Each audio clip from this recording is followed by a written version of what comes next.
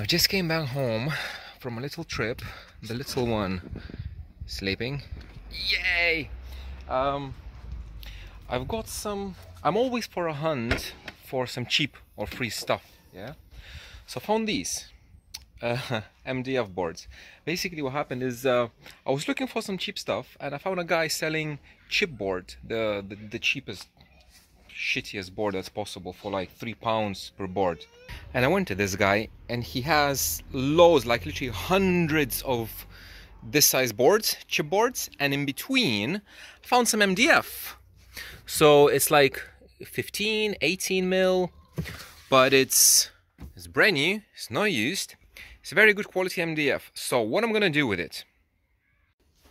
Remember this guy, Alpine Type X, the one that I had always before I purchased the FI IB sub.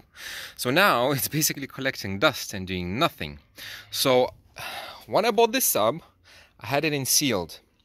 Later I put it in this, if you remember the manifold, I had it in IB. I have all the measurements, I know how it sounds. I never had this sub in a ported enclosure.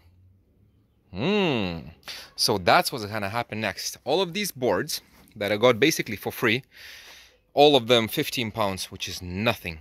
What I'm gonna do is I'm gonna make a ported enclosure for this guy, and I'm gonna test it.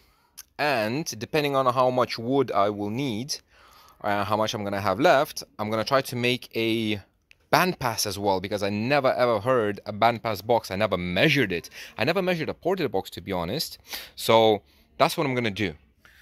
And while I'm gonna do that, I'm gonna do something else. So I know there's a lot of WinISD tutorials online, but I'm gonna make another one as well, because I need to design a box for that to know how big to make it. So I'm gonna make one video like a WinISD tutorial slash, I don't know, just maybe tips and tricks, what I've learned over the time that I was playing with it.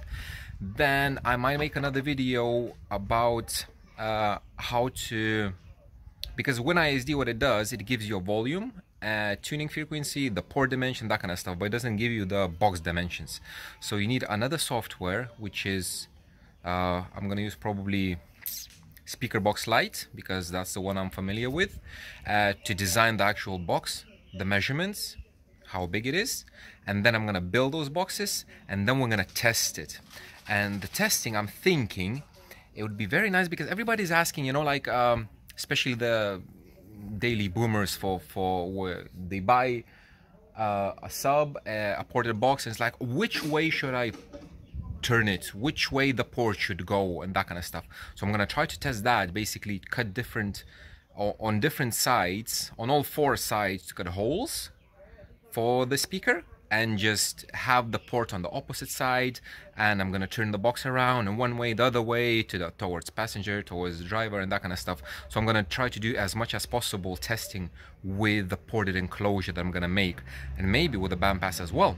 Yeah, so wish me luck.